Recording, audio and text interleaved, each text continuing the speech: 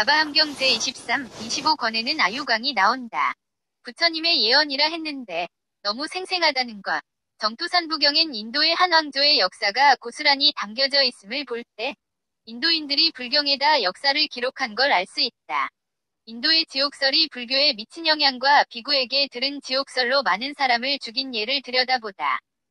직조공이 왕 대신 사람 죽이는 백정이 되어 절에 가서 지옥경을 듣고 지옥 모형대로 만들어 수많은 사람들을 가장 잔인한 방법으로 죽인 이야기. 자바함경 제23권 아유강편.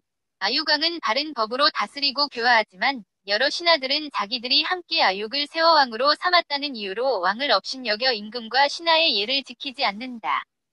왕도 또한 여러 신하들이 자기를 업신여기는 줄을 알고 여러 신하들에게 말한다. 너희들은 저 꽃과 과일나무를 베고 그곳에 가시나무를 심어라. 여러 신하들이 대답한다. 가시나무를 베고 꽃이나 과일나무를 심는 것은 보았지만 꽃이나 과일나무를 베고 가시나무를 심는다는 것은 일찍이 본 적도 들은 적도 없습니다. 이렇게 왕이 3번이나 베도록 명령하지만 그들은 역시나 따르지 않는다. 그때 국왕은 대신들에게 분노하여 곧바로 날카로운 칼을 집어 500명이 대신들을 죽인다. 또 어느 날 왕은 채녀와 권속들을 데리고 동산으로 나가 놀다가 꽃이 만발한 한 그루의 무우수를 발견한다. 왕은 그것을 보고 이 꽃나무는 나와 이름이 같구나 라고 하며 마음속으로 매우 기뻐한다. 그러나 왕의 외모는 추하고 더러우며 피부는 까칠하여 채녀들은 마음으로 왕을 사랑하지 않고 미워하기 때문에 손으로 그 무우수 꽃가지를 꺾어버린다. 왕은 잠에서 깨어나 무우수 꽃이 땅에 흩어져 있는 것을 보고 마음의 분노가 일어나 여러 채녀들을 묶어 불에 태워 죽인다. 그래서 왕의 포악한 행동 때문에 다들 포악아유강이라 한다. 그때 아누루타 대신이 왕에게 아랜다. 왕께선 그런 일을 하셔서는 안 됩니다. 어떻게 선수 대신과 채녀들을 죽이실 수 있습니까? 왕께선 지금부터 백정을 두고서 마땅히 죽여야 할 사람이 있으면 그 사람을 대신시키십시오. 그래서 왕은 곧 백정을 두라고 명령한다. 그곳에 길이라는 산이 있는데 그 산 중에 직조공, 집안이 있고 그 직조공에게는 길이라는 외아들이 있을 것이다. 그는 성질이 흉악하여 소년이나 소녀들을 때리고 결박하며 또 물이나 무태 생물을 잡고 나아가서는 부모마저 거역한다. 그래서 세상 사람들은 흉악길이자 라고 부른다. 그때 왕의 사신들이 그에게 말한다. 너는 왕을 위해 흉악한 사람들을 죽일 수 있겠느냐? 그가 대답한다. 온 연부제에 죄 있는 자들이라 해도 저는 다 깨끗이 제거할 수 있거늘 하물며 이 한 나라쯤이겠습니까? 그때 사신들은 왕에게 돌아가 아랜다. 이제 흉악한 사람을 찾았습니다. 왕은 말한다. 찾았으면 데리고 오라. 여러 사신들이 가 그를 부르자 그는 대답한다. 잠깐 기다리시오. 먼저 부모님께 하직 인사를 하겠습니다. 그리고는 위의 사실을 자세히 말하자 그 부모가 말한다. 아들아, 그런 짓을 하지 말라. 이렇게 3번을 타일렀으나 그는 착하지 못한 마음을 내어 곧 그 부모를 죽인 뒤에 그곳에 다다른다. 그러자 사신들이 묻는다. 무엇 때문에 빨리 오지 않고 시간이 오래 경과되었는가? 그때 그 흉악한 사람은 위의 사실을 자세히 말하고 사신들은 이 일을 또 왕에게 자세히 말한다. 왕은 곧 그에게 명령한다. 나에게 죽어 마땅할 일을 저지른 죄인이 있는데 내가 알아서 처리하라. 그가 왕에게 아랜다. 저를 위해 집을 지어 주십시오. 왕은 곧 그를 위해 집을 지어주는데 방은 매우 단아하고 장엄하며 문은 오직 하나만 내었는데 그 문 역시 매우 정미로우면서도 장엄하다. 그 안에는 죄를 다스리도록 모형을 벌려놓은 광경은 마치 지옥과 같고 그 감옥 또한 매우 훌륭하고 좋다. 그때 그 흉악한 사람은 왕에게 말한다. 이제 왕에게 간절히 원하옵니다. 어떤 사람이라도 이 안에 들어오면 다시는 나가지 못하게 하소서. 왕이 대답한다. 내가 원하는 대로 다 들어주리라. 그때 그 백정은 절에 가서 여러 비구들의 지옥 이야기를 듣게 되는데 그때 어떤 비구가 지옥경을 설명한다. 중생이 지옥에 태어나면 지옥에서는 곧 그 죄인을 잡아 뜨거운 쇠집게로 그 입을 벌리고 뜨거운 쇠구슬을 그 입에 넣으며 다음에는 끓는 구리샘물을 입에 쏟으며 다시금 쇠도끼로 그 몸을 자르고 그 다음에는 형틀과 사슬로 그의 몸을 묶는다. 그 다음에는 불수레와 숯불이 가득한 화로, 그 다음에는 끓는 쇠솥, 그 다음에는 뜨거운 잿물이 흐르는 강, 그 다음에는 칼산, 과 칼나무 등이 있는데 더 자세한 내용은 천호사경에서 설한 바와 같다. 그 백정은 비구가 이런 여러 가지 일들에 대해 설명하는 것을 듣고 자신이 있는 곳에다 그가 말한 대로 죄를 다스리는 모형을 만들고 이 방법대로 죄인을 다스린다. 어느 때 한 상인 우두머리가 그 부인을 데리고 큰 바다로 나아간다. 바다로 나갔을 때 그 부인은 아들을 낳아 이름을 위해 라 한다. 이렇게 10여 년 동안 바다에서 살면서 온갖 보물을 캐어 고향으로 돌아오다가 도중에서 500명이 도둑을 만난다. 도둑들은 그 상인을 죽이고 그의 보물을 빼앗는다. 그때 그 상인의 아들은 아버지가 죽는 것을 목격하고 보물을 잃게 되자 세상의 괴로움이 싫어진 까닭에 열애의 법에 출가한다. 그는 도를 배우고 그의 본래 고향으로 돌아와서는 여러 나라를 유행하다가 하련부릅에 이른다. 그 밤을 지내고 이른 아침에 가사를 입고 바루를 가지고 성에 들어가 차례로 걸식하다가 그 백정의 집에 잘못 들어가게 된다.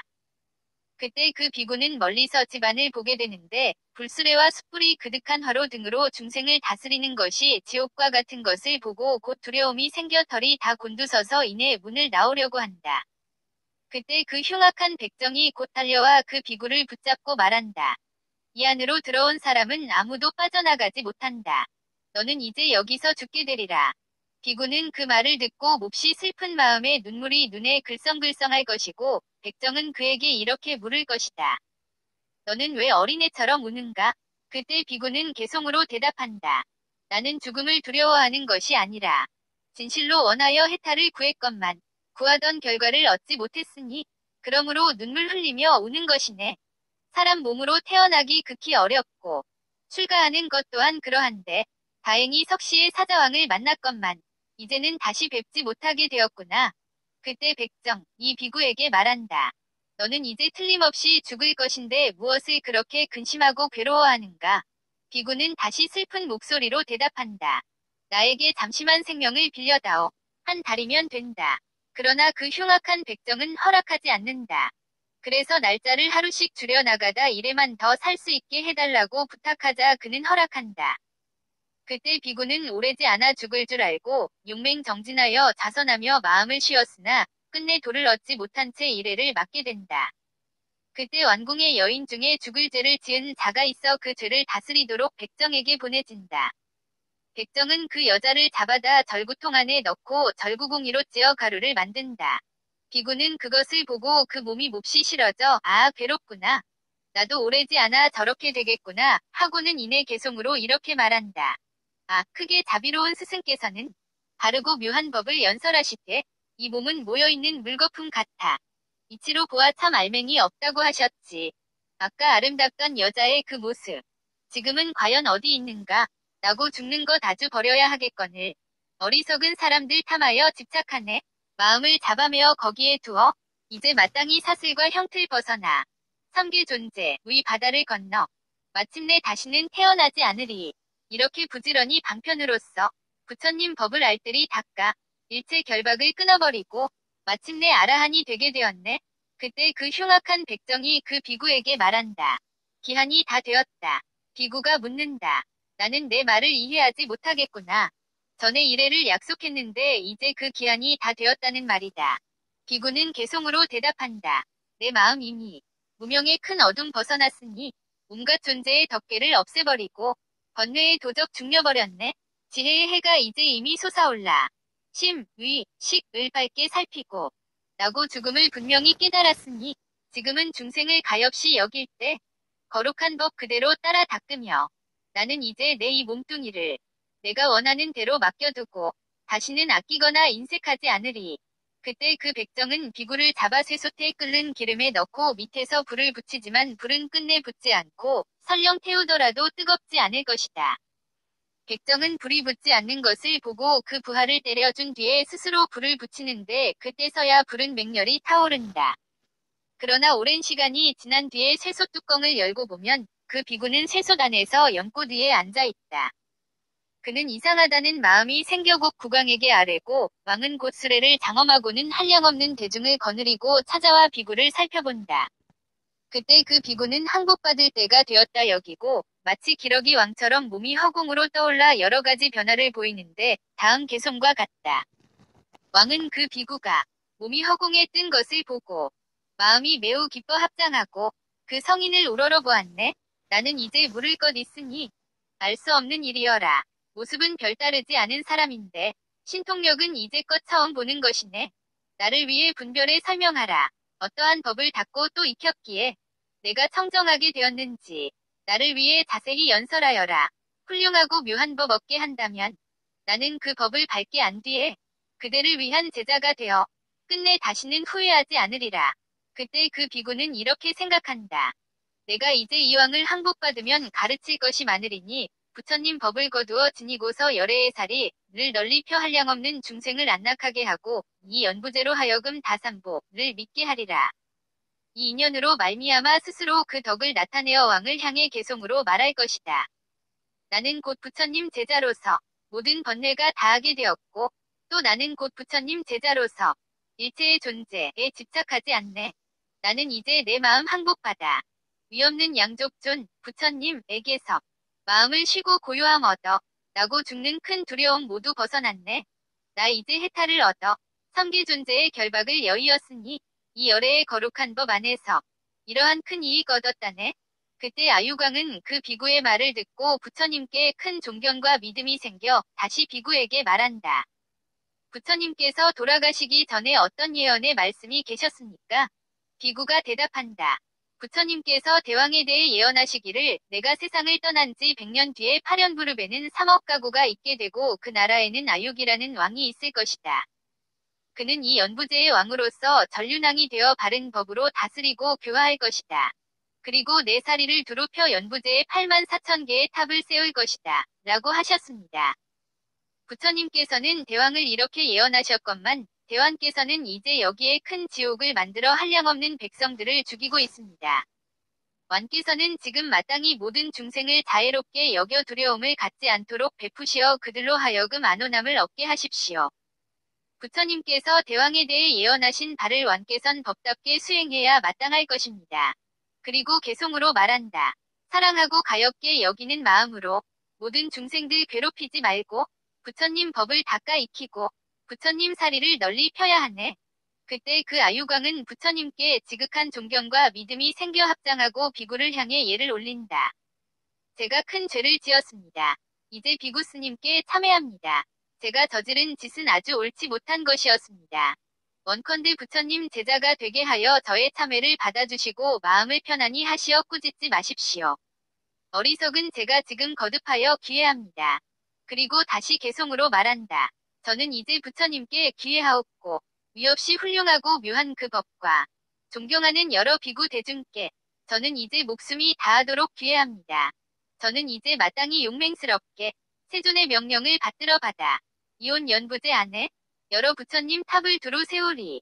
그리고 갖가지 모든 공양과 비단 수수를 달고 깃대 세우고 세존의 탑을 갖가지로 장엄하여 묘하고 아름다움 세상에 다시 얻게 하리. 그때 그 비구는 아유광을 제도한 뒤에 허공을 타고 사라지고 왕이 지옥에서 나가려 할 때 백정은 왕에게 말한다.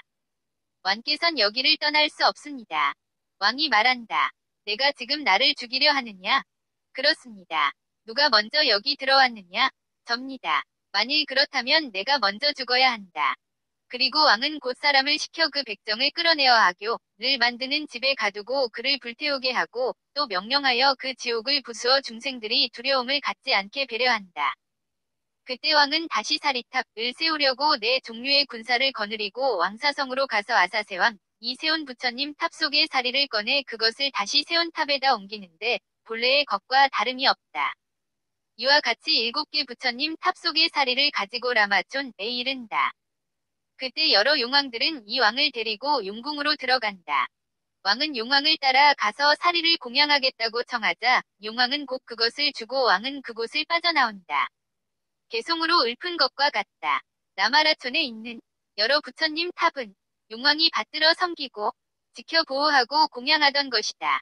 왕이 용왕에게 나눠줄 것 청하자 용왕들은 탑을 열어 그것을 주었으니 왕은 곧 그 사리를 가지고 다른 지방으로 차례차례 나아갔네.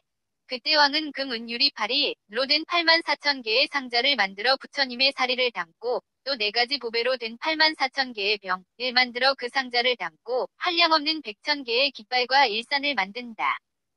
또 여러 귀신들로 하여금 사리를 공양하는 기구를 가지게 하고 그 귀신들에게 명령한다. 이 연부제에서 바다 끝에 이르기까지 1억 가구가 넘는 도시나 촌락에서는 세존을 위해 사리탑을 세우라. 그때 덕차시라 라는 나라에는 36억 가구가 있는데 그 나라 사람들은 귀신들에게 이렇게 말한다. 36개 상자의 사리를 우리들에게 달라. 부처님 탑을 세우겠다. 그러자 왕은 방편으로서 나라의 인구가 적을 경우 그들에게 나누어 주어 가구 수를 채워 탑을 세우게 한다. 그때 파련부릅의 야사라는 상자가 있는데 왕은 그가 있는 곳으로 찾아간다. 왕은 상자에게 말한다.